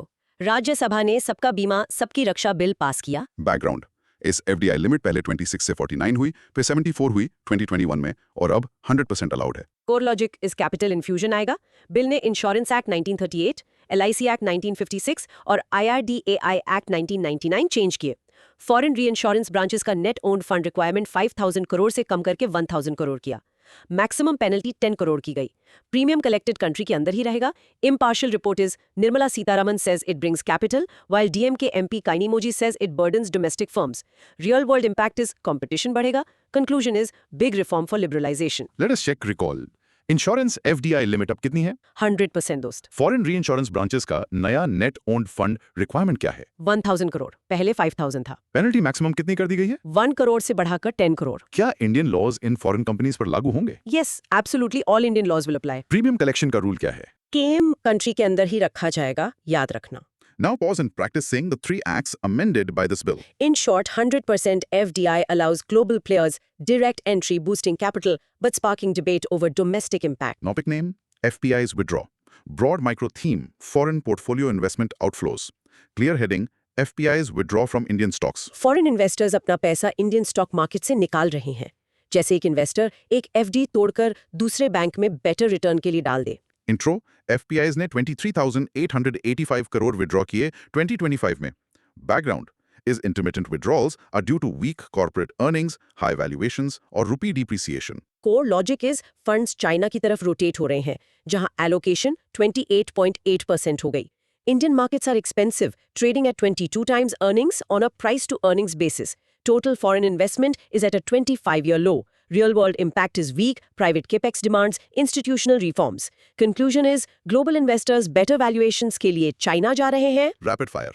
FPIs ने कितना विड्रॉ किया? 23,885 करोड़ दोस्त. फंड्स किस कंट्री की तरफ रोटेट हो रहे हैं? चाइना की तरफ with 28.8% allocation. इंडियन स्टॉक्स का करंट PE रेशियो क्या चल रहा है? 22 times their earnings, highly expensive. रूपी डिप्रिसिएशन का क्या इफेक्ट होता है FPI पर? डॉलर रिटर्न्स कम हो जाते हैं, याद रखना. Total foreign investment as a share of GDP कितना लो हिट हुआ है? At 25-year low in 2024-25. Now pause and practicing the reasons for FPI withdrawal. In short, expensive valuations and global factors are pushing FPIs from India to China. Topic name, fourth largest economy. Broad micro theme, India's global GDP ranking. Clear heading, India overtakes Japan to become fourth largest economy. Total output के terms में India दुनिया की 4th सबसे बड़ी economy बन गई है। जैसे एक क्लास में आप ओवरऑल स्कोर में 4th रैंक पर आ जाओ। Intro. India overtakes Japan with nominal GDP hitting USD 4 trillion. Background is we are the fastest growing major economy and target third largest in 2.5 to 3 years. Core logic is current rates पर nominal GDP convert होती है। Sequences US, China, Germany, India. Real world impact is exchange rate fluctuations, stable comparisons hinder करते हैं। Conclusion. Ranking impressive है nominal terms में. Check this. India ने किसको overtake किया 4th रैंक के लिए? जापान को दोस्त. टॉप 3 इकोनॉमीज कौन सी हैं? US, China and Germany. India की nominal GDP कितनी पहुंच गई है? Around $4.19 trillion. Conversion rate कौन सा यूज होता है इसमें? करंट एक्सचेंज रेट्स जैसे $1 equals 85.69 रुपीस। इंडिया का गोल थर्ड लार्जेस्ट बनने का कब तक का है? In the next 2.5 to 3 years, याद रखना। Now pause and practice saying the top 4 economies in order. In short, by nominal GDP, India is 4th, but this metric depends heavily on exchange rates. Topic name. Purchasing Power Parity Method. Broad micro theme, alternative GDP measurement. Clear heading. Measuring economy by PPP. Cost of living adjust करके real purchasing power measure करना, समझे? 100 रुपए में India में burger और coffee मिल जाएगी, पर US में सिर्फ एक पानी की बोतल. Intro. PPP exchange rates cost of a typical basket of goods equalize करते हैं. Background is current market rates ignore differences in purchasing power. Core logic is PPP use करके इंडिया की GDP 2024 में US से सिर्फ 1.8 times smaller थी, whereas market rates पर 7.5 times smaller है. India became third largest by PPP in 2009. Real world impact is PPP comparisons poorer nations की GDP inflate कर सकते हैं. Conclusion is large informal sector and unpaid female labor skew PPP figures. Let us recall. PPP क्या equalise करता है? Cost of a typical basket of goods across countries, दोस्त. PPP के हिसाब से इंडिया की रैंक क्या है? Third largest since 2009. PPP terms में इंडिया यूएस से कितना छोटा है? Only 1.8 times smaller, याद रखना. मार्केट रेट टर्म्स में कितना छोटा था? 7.5 times smaller. PPP फिगर्स को क्या चीज क्यों करती है इंडिया में? Large informal sector and unpaid female labor. Now pause and practice saying PPP adjusts for the cost of living differences. In short, PPP shows a much stronger Indian economy by accounting for lower domestic prices. Topic name, per capita GDP, reality check. Broad micro theme, individual wealth reality. Clear heading, the reality of per capita income. Total GDP को total population से divide करके average citizen की wealth देखना। एक pizza 4 लोगों में बटेगा तो बड़ा स्लाइस मिलेगा, 40 में बटेगा तो tiny slice. Intro. India per capita income doubled to $2,880 in 2025. Background is despite high total GDP, GDP per capita Japan से 12 times lower है. कोर लॉजिक इज पोलैंड की जीडीपी इंडिया से 4 टाइम्स स्मॉलर है per capita 9 times higher है। HDI 0.685 है, which is medium development. Viksit Bharat 2047 envisions a USD 30 trillion economy and high-income nation needing over $14,005 per capita. Real world impact is true development, quality of life से measure होती है. Conclusion. We are rich as a nation, but average citizen is still poor. Quick check. Current per capita income कितनी है? $2,880 as per IMF. विकसित भारत 2047 का target कितना है? USD 30 trillion economy, दोस्त। High income nation की World Bank definition क्या है? Over $14,005 per capita income. India का Human Development Index क्या है? 0.685 indicating medium development. Life expectancy कितनी थी 2023 में? 72 years, याद रखना. Now pause and practice saying the Viksit Bharat target of 30 trillion and high income threshold. In short, massive population means individual wealth remains low despite a massive national GDP. Topic name, World Bank Income Classification. Broad micro theme, Global Income Categorization. Clear heading, World Bank's GNI classification. World bank countries को उनकी gross national income यानी GNI per capita के basis पर 4 groups में बांटता है। जैसे school में grades मिलते हैं ABC based on marks. Intro. 4 categories are low, lower middle, upper middle and high income. Background. GNI per capita includes average income of residents plus income earned abroad. Core logic. Thresholds for 2024 are low under $1,135, lower middle up to $4,495, upper middle up to $13,935, and high over $13,935. Real world impact. 2004 में 37% low income में थे और 2024 में less than 10%. Conclusion. Global poverty is reducing statistically. Rapid fire. World Bank किस metric पर classify करता है? GNI per capita पर दोस्त Lower middle income का range क्या है? 1,136 से 4,495 तक. GNI में abroad वाली income count होती है क्या? Yes, including income earned abroad. High income threshold क्या है? More than $13,935. 2024 में low income countries में कितनी population बची है? Less than 10%, याद रखना. Now pause and practice saying the 4 income thresholds. Categorize global wealth distribution into 4 bands. Topic name CPI inflation, broad micro theme, retail price measurement, clear heading consumer price index or CPI. Consumer market में चीजों के दाम कितने बढ़ रहे हैं उसकी measurement. एक एवरेज फैमिली का मंथली ग्रोसरी और बिल्स का खर्चा। Intro, retail inflation fell to an 8-year low of 1.54% in September. Background is RBI का lower comfort bound 2% है, so it is below that, indicating supply outstrips demand. Core logic is low inflation squeezes profit margins. CPI measures a basket of 299 goods and services. Base year 2012. 6 components हैं, जिसमें food and beverages has 45% weight, followed by miscellaneous. Real world impact is headline includes food and fuel, while core excludes them. Conclusion, deflationary pressures dictate monetary easing. Memory check. CPI का base year क्या है अभी? 2012 दोस्त। CPI में total कितने items का basket है? 299 goods and services. Highest weightage किस कंपोनेंट का है? Food and beverages का at 45%. कोर इन्फ्लेशन क्या एक्सक्लूड करता है? Food and fuel items को याद रखना। मिसलेनियस कंपोनेंट का रैंक क्या है वेटेज में? Second largest category. Now pause and practice seeing the difference between headline and core inflation. In short, CPI tracking 299 items fell drastically, bringing focus to RBI's potential rate cuts. Topic name, proposed changes in housing index in new CPI series. Broad micro theme, CPI methodology update. Clear heading, housing index modification. CPI में housing cost calculate करने के नए rule समझें। घर का rent अब सिर्फ शहरों में नहीं, गांव में भी काउंट होगा। Intro, monthly rent data अब दोनों rural and urban areas से कलेक्ट होगा। Background is government and employer provided accommodations exclude होंगे as they don't reflect market transactions. Core logic is current CPI में housing weight is 10.07%. All India. 3 methods की जगह 1 chain index method use होगा। Source for dwelling weights is census 2011. New base year 2024 होगा, derived from HECES 2023-24. Real world impact is better capture of true inflation. Conclusion is methodology is becoming more robust. Rapid fire. नए housing index में rent data कहां से लेंगे? Both urban and rural areas से दोस्त। Employer provided accommodations include होगा क्या? No, completely excluded. Data collection की फ्रीक्वेंसी क्या होगी अब? Monthly basis पर होगी। सीपीआई रिवीजन का नया बेस ईयर क्या प्रपोज हुआ है? 2024 याद रखना। ड्वेलिंग टाइप वेट्स का सोर्स क्या है? Census 2011. Now pause and practice seeing why employer accommodations are excluded. In short, new CPI housing index includes rural data and excludes non-market employer housing. Topic name, flexible inflation targeting. Broad micro theme, RBI's monetary strategy. Clear heading, flexible inflation targeting review. RBI का inflation को 4% range में रखने का rule जो अब review हो रहा है। स्पीड लिमिट की तरह है ना, बहुत तेज चलना है ना बहुत slow. Intro, FIT framework 4% plus minus 2% मार्च 2026 में एंड हो रहा है। Background is high inflation, regressive consumption tax है जो पुअर को हर्ट करता है. Core logic is objective is promoting savings, so they target headline inflation. Real world impact is it defines RBI action and gives institutional autonomy since 2016. Conclusion, framework needs balancing between growth and control. Memory check.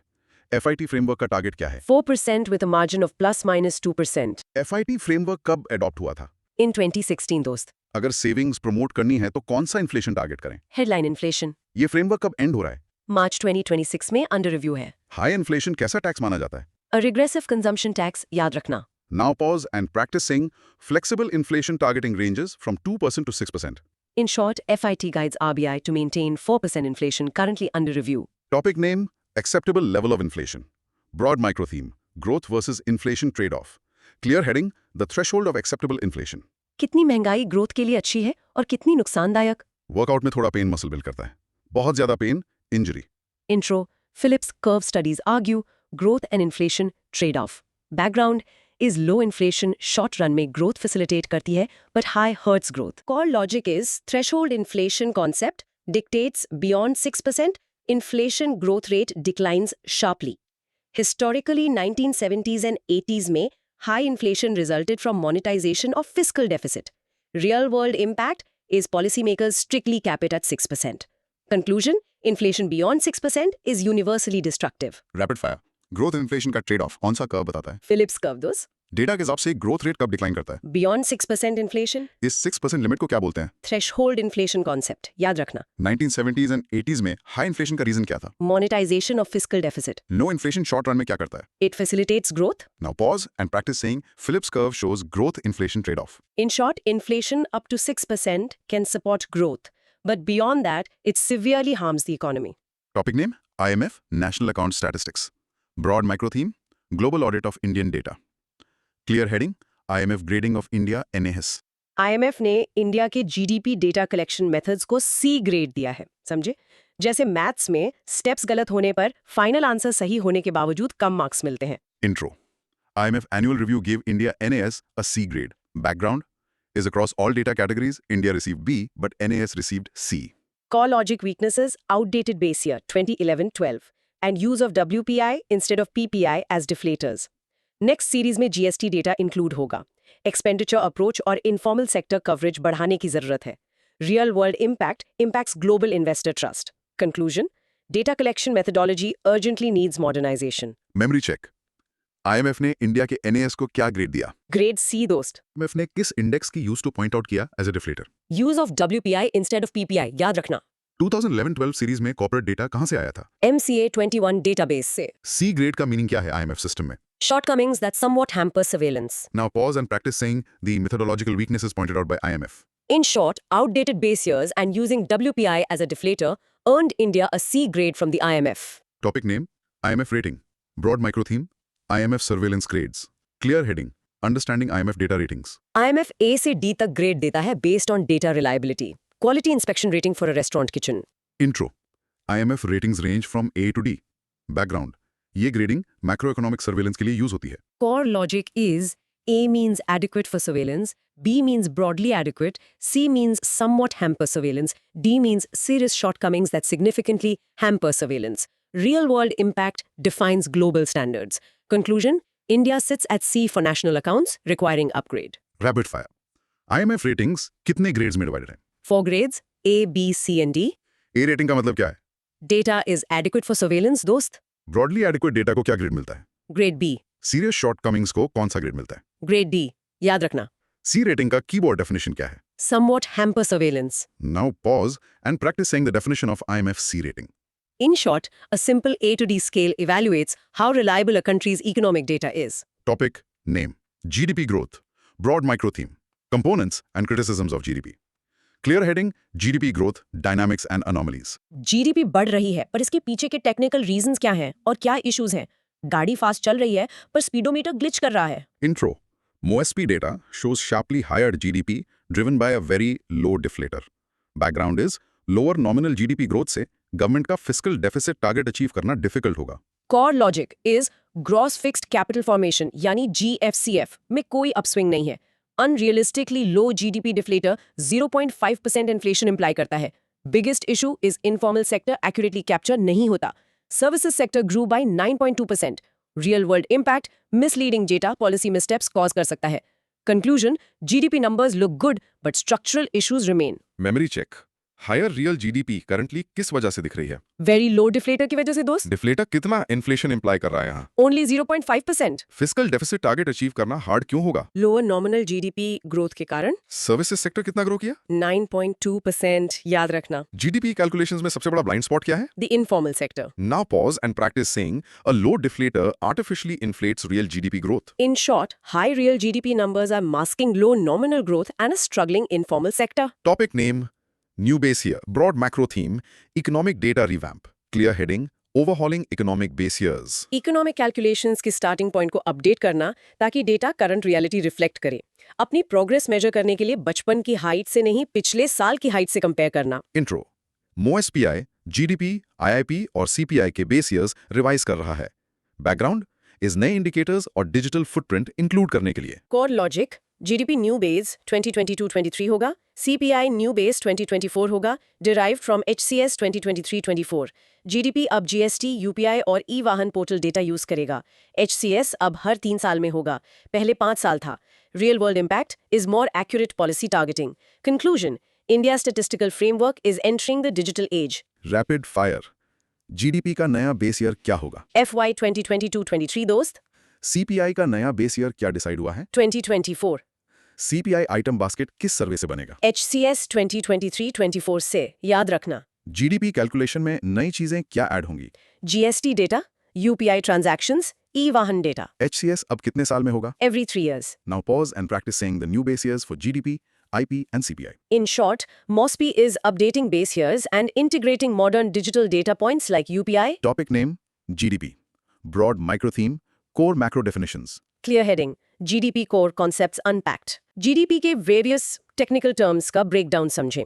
Nominal मतलब bill amount, real मतलब कितना सामान असल में आया। So, intro, GDP concepts define the economy, exact performance.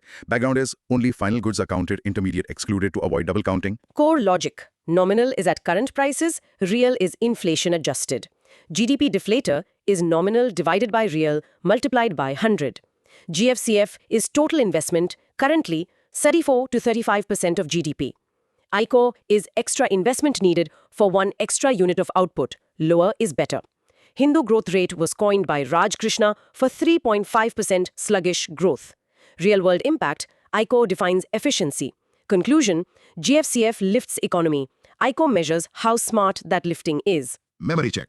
GDP में intermediate goods क्यों exclude होते हैं? To avoid double counting those, GDP deflator का formula क्या है? nominal GDP divided by real GDP multiplied by 100. GFCF अभी GDP का कितना % है? Around 34-35% याद रखना. ICOR lower होना अच्छा है या higher? Lower is better, means more efficiency. Hindu growth rate phrase किसने coin किया था? Economist Raj Krishna ने. Now pause and practice saying the formula for GDP deflator. In short, core GDP terms measure the size, investment, and efficiency of the economy. Topic name, Household Income Survey. Broad micro theme, first ever direct income measurement. Clear heading, MOSPI, New Household Income Survey. India पहली बार households की actual आमदनी direct major करने जा रहा है। पहले लोग आपका खर्चा देख के इनकम गैस करते थे, अब बैंक बैलेंस पूछ रहे हैं। Intro, government wants to understand how households earn directly. Background, पहले PLFS लेबर के लिए और HCES कंजम्पशन के लिए इनडायरेक्ट प्रॉक्सीज थे। कोर लॉजिक, नया survey direct household income capture करेगा। This helps identify income disparities directly.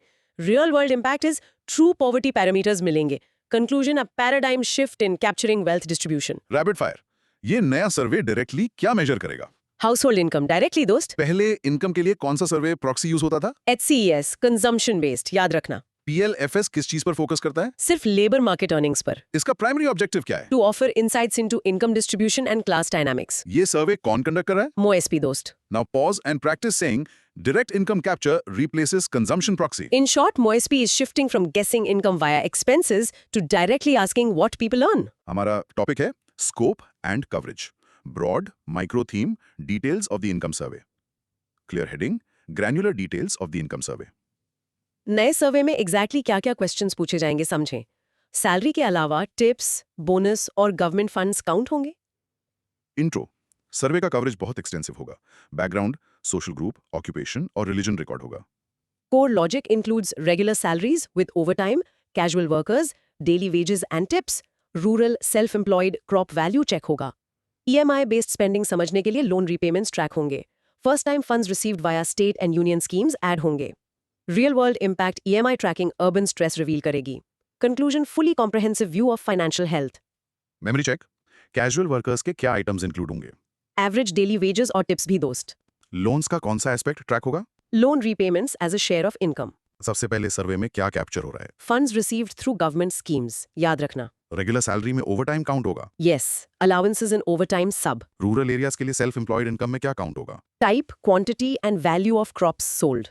Now pause and practice saying the components of casual and regular earnings captured. In short, the survey maps every single penny entering a household from tips to government schemes. Topic name, Household Finance Surveys.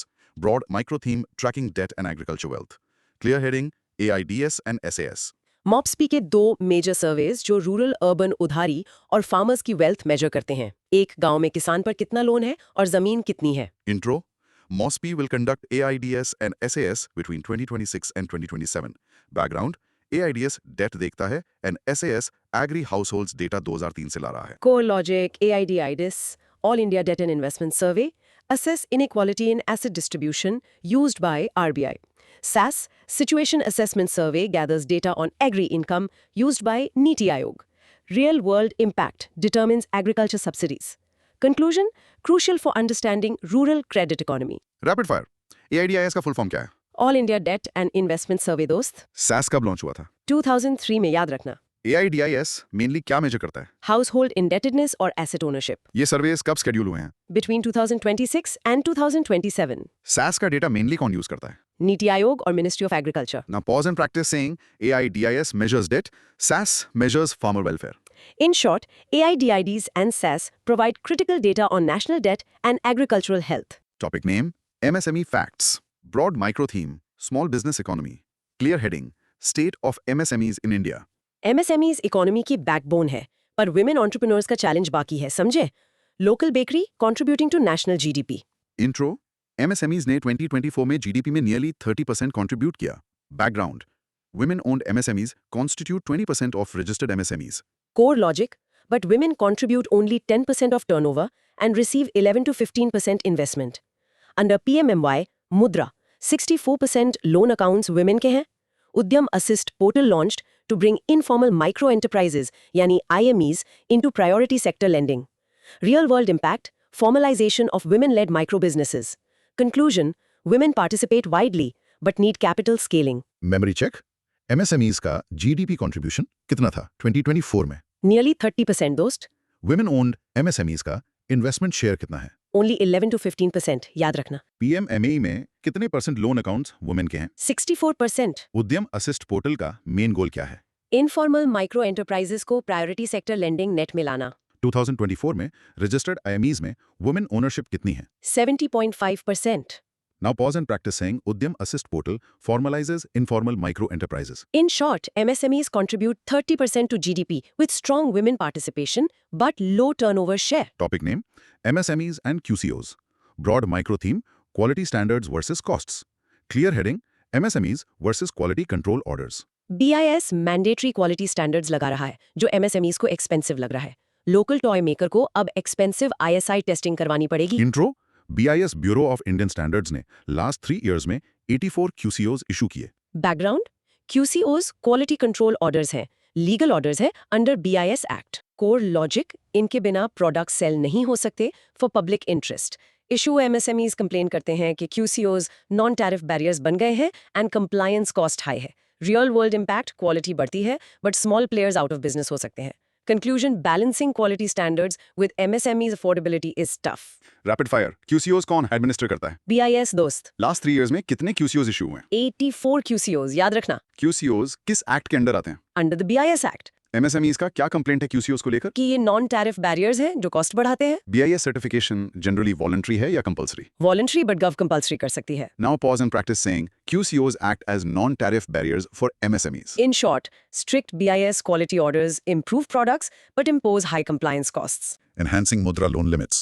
छोटे businesses को loan देने वाली scheme की limit अब double कर दी गई है. एक शॉपकीपर को अब एक्सपैंड करने के लिए 20 lakhs मिलेंगे. Intro: Mudra limit enhanced to 20 lakh from 10 lakhs under Tarun category. Background: launched in April 2015 by Ministry of Finance. Core logic: Shishu up to 50,000, Kishore 50,001 to 5 lakh, Tarun 5 lakh to 10 lakh, now 20 lakh for standard successful repayers. Refinanced by Mudra Limited, subsidiary of SIDBI. Real world impact: rewards good credit behavior. Conclusion: ensures continuous credit pipeline. Memory check: नई मुद्रा limit किस category के लिए बढ़ाई गई है? तरुण category के लिए दोस्त. ये नई लिमिट कितनी है? 20 lakh from previous 10 lakh, याद रखना. शिशु कैटेगरी की लिमिट क्या है? Up to 50,000. मुद्रा योजना किस मिनिस्ट्री के अंडर आती है? Ministry of Finance. मुद्रा लोन्स को कौन रीफाइनेंस करता है? Mudra Limited is subsidiary of SIDBI. Now pause and practice saying the loan limits for Shishu, Kishore and Tarun. In short, PMMY increased the Tarun loan limit to 20 lakhs, incentivizing timely repayment. Topic name: export concentration. Broad micro theme: regional trade imbalance. Clear heading: India export centralization. देश का maximum export बस 5 state से निकल रहा है, बाकी पीछे है, समझे? जैसे एक क्रिकेट टीम में सारे रन सिर्फ टॉप 3 बैट्समैन बनाए. Intro: trade deficit contracted by 54% in 2025. Background: exports heavily concentrated हैं. RBI handbook shows top 5 states command 70%. Core logic: Maharashtra, Gujarat, Tamil Nadu, Karnataka, UP combined 70%. Gujarat alone over 33%. 8 any states account for just 0.13%. HHI, Herfindahl-Hirschman Index, rising means concentration rising. Government launched the Trade Connect e-platform. Real-world impact: regional inequality बढ़ती है. Conclusion: growth is impressive but structurally skewed. Rapid fire: top 5 states कितना % export करते हैं? Nearly 70% दोस्त. अकेला गुजरात कितना % contribute करता है? Over 33% याद रखना. राइजिंग HHI इंडेक्स क्या इंडिकेट करता है? Increasing export concentration. 8 any states का एक्सपोर्ट शेयर कितना है? just 0.13%. एक्सपोर्टर्स के लिए कौन सा नया डिजिटल प्लेटफॉर्म लॉन्च हुआ? The Trade Connect e-platform. Now pause and practice saying rising Herfindahl-Hirschman index means rising concentration. In short, 70% of India's exports come from just 5 states, highlighting massive regional disparity. Topic name: India-Myanmar border and ASEAN linkages. Broad micro theme: border trade collapse. Clear heading: security replaces trade at borders. Myanmar crisis की वजह से हमारा border trade लगभग बंद हो गया है। एक बिजी हाईवे मार्केट कर्फ्यू की वजह से आर्मी पोस्ट बन जाए। Intro: border trade has collapsed since 2021 coup in Myanmar. Background: Act East policy को झटका लगा है. Core logic: key hubs like Zokhathar in Mizoram और Moreh in Manipur अब ट्रेड हब्स के बजाय सिक्योरिटाइज्ड आउटपोस्ट बन गए हैं। Real world impact: any economy suffers massively. Conclusion: geopolitics directly kills local geo-economics. Memory check: border trade कब से collapse हुआ?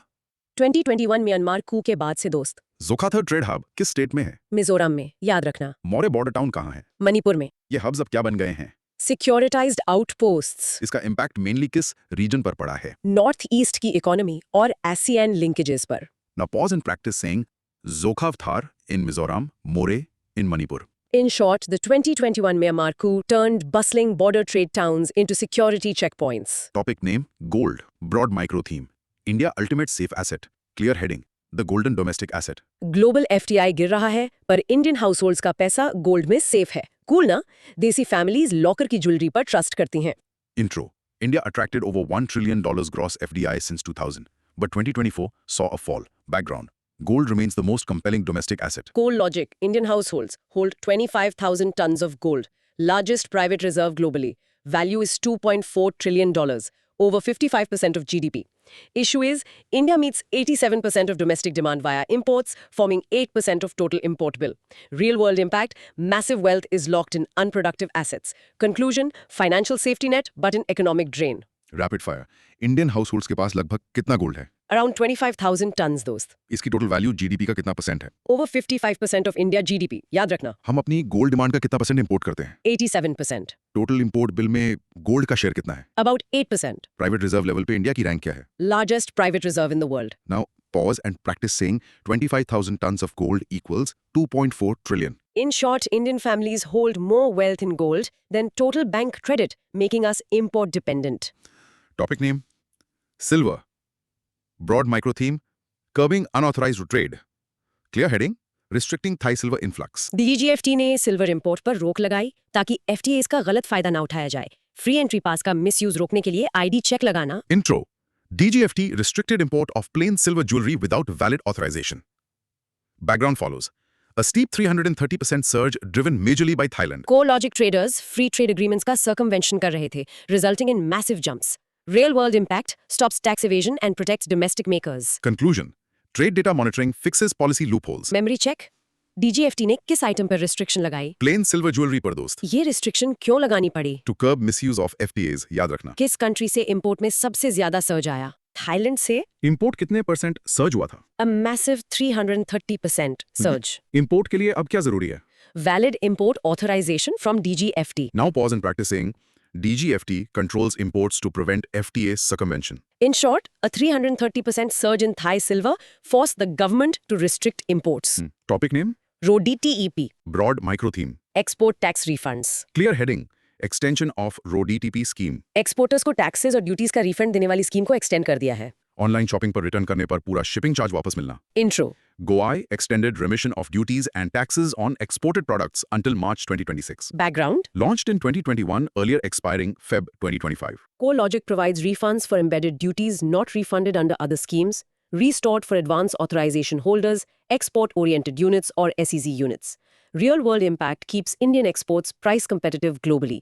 Conclusion: critical life support for exporters. Rapid fire rod tape कब तक extend हो गया? March 31, 2026 तक दोस्त। Rod tape scheme officially कब launch हुई थी? 2021 में, याद रखना। ये scheme क्या करती है? Refunds embedded duties and taxes on exports. May 2025 में benefits किन को restore किए गए? AA holders, EOUs और SEZ units को। SEZ का full form क्या है? Special Economic Zone. Now pause and practicing rod tape refunds embedded duties for exporters. In short, RoDTEP extended to 2026 ensures exporters get their tax refunds. Topic name: export promotion, mission, broad micro theme, the future export blueprint. Clear heading: India mega export promotion mission. Government का massive plan to boost exports through finance and branding support. Correct. समझे? हाँ। एक startup को seed funding और marketing दोनों provide करना। Right. Intro. Center approved export promotion mission with 25,060 crore outlay. Background. Designed for MSMEs, first-time exporters and labor-intensive sectors. Core logic. हाँ। दो main pillars हैं, निर्यात प्रोत्साहन, Focus forces on- on finance access, और निर्यात दिशा, non financial support like market access, branding. Goals. Strengthen competitiveness and empower MSMEs. Real-world impact. Holistic approach to capture global markets. Conclusion. Structured push to become a global export powerhouse. Memory check. हाँ। Export promotion mission का total outlay कितना है? 25,060 करोड़ दोस्त। Finance access वाले pillar का क्या नाम है? निर्यात प्रोत्साहन, याद रखना। निर्यात दिशा किस चीज पर फोकस करता है? Non financial support like branding and market access. ये मिशन किन पर मेनली टारगेटेड है? एमएसएमईज और फर्स्ट टाइम एक्सपोर्टर्स पर। मिशन का टाइम फ्रेम क्या है? 2025-26 to 2030-31। Now pause and practice saying निर्यात प्रोत्साहन for finance, निर्यात दिशा for branding. In short, a 25,000 crore mission splitting export support into financial and non-financial arms. तो दोस्तों आज हमने एक लंबा सफर तय किया और इकोनॉमी को डिकोड किया। इकोनॉमी अपडेट्स और गोल्डीलॉक्स बैलेंस, पीएमआई और आईआईपी मैट्रिक्स, एफडीआई ट्रेंड्स और इंश्योरेंस लिमिट, एफपीआई रोटेशन और fourth largest GDP reality, world bank GNI, CPI changes और एफएफआई, आईएमएफ, सी रेटिंग, जीडीपी मेथड्स और नए सर्वेज, एमएसएमई डेटा, क्यूसीओज और मुद्रा, trade concentration, Myanmar border, gold, silver, rod tip और निर्यात प्रोत्साहन। एक फाइनल थॉट सोचने के लिए छोड़ती हूँ। हम जीडीपी नॉमिनल टर्म्स में फोर्थ है, पर क्या सिर्फ निर्यात और बेस ईयर चेंजेस से रियल पर कैपिटा रियलिटी बदलेगी? सोचिए कि फॉर्मलाइजेशन से इनफॉर्मल वर्कर्स का रियल परचेसिंग पावर कैसे ग्रो करेगा। ये आपका आगे का रिसर्च टॉपिक है। Keep learning, keep crushing those मॉक्स दोस्त। सी यू नेक्स्ट टाइम।